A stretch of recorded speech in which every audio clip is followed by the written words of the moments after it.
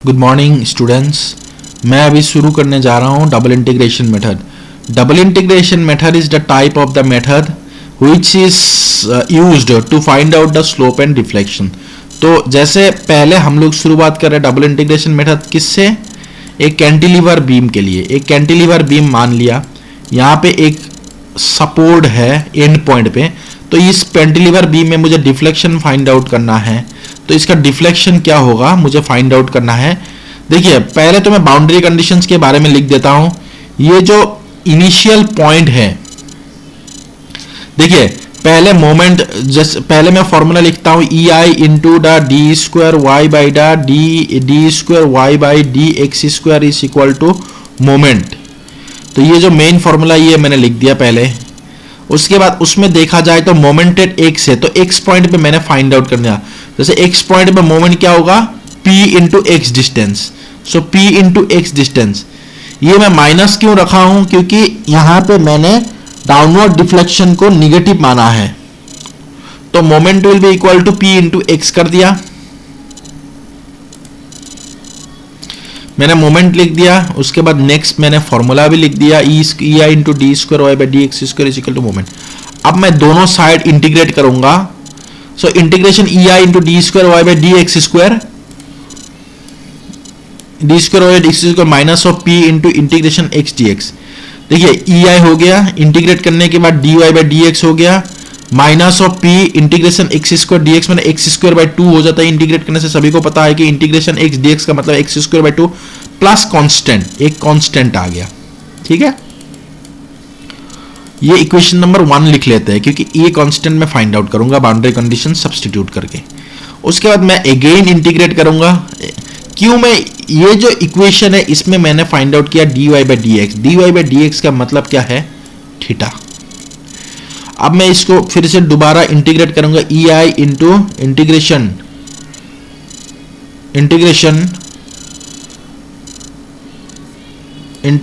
Of d Y by D x. ठीक है, integration d Y by D x is equal to integration P into x square by 2 plus A d x. अगर मैं integration d Y by D x करूंगा तो मेरे पास आ जाएगा ई I into Y आ गया, minus of P को constant मान लिया, माइनस ऑफ पी। तो इंटीग्रेशन एक्स स्क्वायर मतलब है x cube by 3। So 3 into 2 हो गया 6 plus A into x plus be constant. ये दूसरा इक्वेशन है, लेकिन इस इक्वेशन पे मैंने y फाइंड आउट किया है इंटीग्रेट करके। y का मतलब क्या है, डिफ्लेक्शन। ये हो गया स्लोप, ये हो गया डिफ्लेक्शन। तो दो इक्वेशन कर दिया मैंने, इक्वेशन नंबर 1 और इक्वेशन नंबर 2 मैंने लिख दिया। इक्वेशन नंबर 1 और इक्वेशन नंबर 2 लिखने के बाद मेरे पास अभी दो कांस्टेंट आ चुका है इंटीग्रेशन कांस्टेंट। एक हो गया a, दूसरा हो गया b। अब इनको मैं फाइंड आउट करूंगा। कैसे फाइंड आउट करूंगा इनको मैं, अब उसके लिए मुझे जितने भी इंटीग्रेशन कांस्टेंट है, इंटीग्रेशन कांस्टेंट्स को फाइंड आउट करने के लिए मुझे वैल्यूज को सब्स्टिट्यूट करना पड़ेगा। कौन सा वैल्यूज को सब्स्टिट्यूट करना होगा, इंटीग्रेशन कांस्टेंट्स को फाइंड आउट करने के लिए मुझे वैल्यूज सब्स्टिट्यूट करना होगा boundary condition. At X is equal to the L, Y is equal to 0।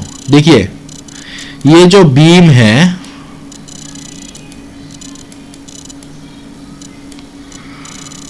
Load यहां पे है, तो यहां पे इनिशियल पॉइंट 0, यहां पे एल पॉइंट। अब देखिए एक्सिस इक्वल टू जब 0 होगा तो यहां पे डिफ्लेक्शन होगा, और एक्सिस इक्वल टू जब एल होगा तो deflection will be equal to the 0, और एक्सिस इक्वल टू जब एल होगा वहां पे slope is also equal to 0, क्योंकि इस पॉइंट पे मुझे पता है डिफ्लेक्शन भी 0 होता है, स्लोप इज इक्वल टू 0 होता है। दोनों चीजें मैंने लिख लिया। और ये भी चीज याद रखना है कि हमें बाउंड्री कंडीशंस में हमेशा 0 वाला वैल्यूज लिखना है। प्रेजेंट वाला वैल्यू से मतलब नहीं है कि X is present, Y is present, moment is present. Present वाला से मतलब नहीं है, जो 0 है उसके बारे में लिखना है। तो दो पॉइंट से फोकस पॉइंट, एक ये पॉइंट और एक ये पॉइंट, इन दोनों में से कौन सा वैल्यू 0 है हमें लिखना है। तो X is equal to L में स्लोप भी 0, डिफ्लेक्शन भी 0 मैंने लिख दिया। अब पहला बाउंड्री कंडीशन में सब्स्टिट्यूट करता हूं। ठीक है, ये x is equal to L substitute कर देता हूँ and y is equal to मैं 0 सब्सटीट्यूट कर देता हूँ, इस इक्वेशन में सब्सटीट्यूट कर देता हूँ. So x is equal to L minus of P L Q A L, ये हो गया इक्वेशन नंबर 2 से इक्वेशन नंबर 3 आ गया. अब इक्वेशन नंबर 4 आएगा, इसी इक्वेशन में मैं फिर से सब्सटीट्यूट करूंगा. सो ई आई इंटू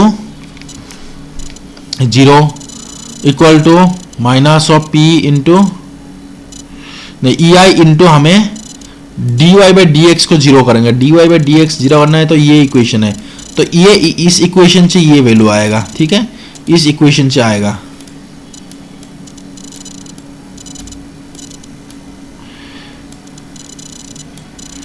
ठीक है, तो इस इक्वेशन से मुझे फिर से मैं सब्सटीट्यूट करूंगा दूसरा वाला, और d Y by D x is equal to 0 कर दिया, तो E I into the 0 is equal to minus of P into L square by 2 plus A.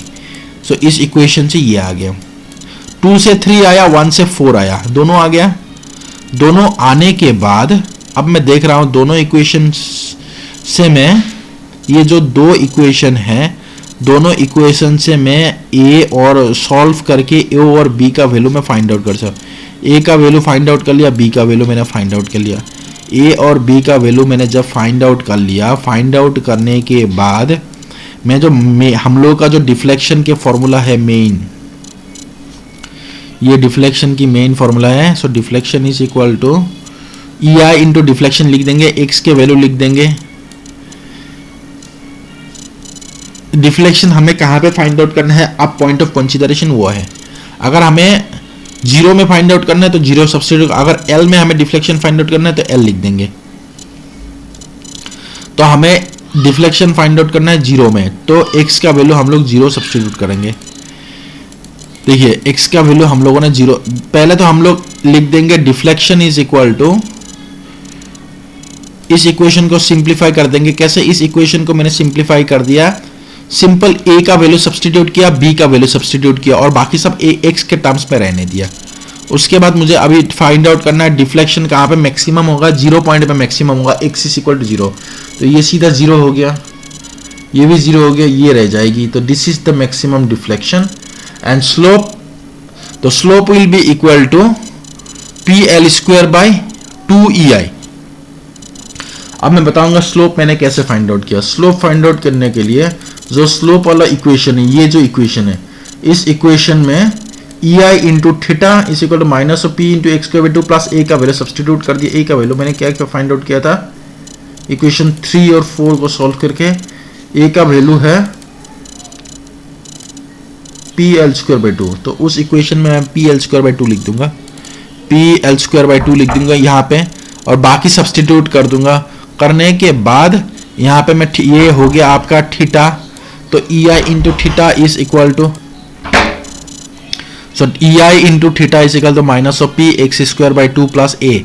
अब मुझे फिर से मैं थीटा, देखिए थीटा जो है एंड पॉइंट्स एल पॉइंट्स में X is equal to L में 0, मतलब एक्स इज इक्वल टू 0 में मैं फाइंड आउट करूँ, तो मैं यहाँ पे 0 सब्स्टिट्यूट कर दूंगा एक्स का वैल्यू. तो 0 सब्स्टिट्यूट जब कर दिया, सिंपल जो ए का वैल्यू मिल जाएगा, मतलब minus of P L square by 2 answer होगा. देखिए P L square by 2EI answer है. तो finally this is the maximum slope and the maximum deflection. अगर ये वैल्यू माइनस आ रहा है, माइनस का मतलब है कि स्लोप जो है वो माइनस भी आ सकता है, प्लस भी. अगर प्लस आते हैं तो क्लॉकवाइज, माइनस आते हैं तो एंटी क्लॉकवाइज.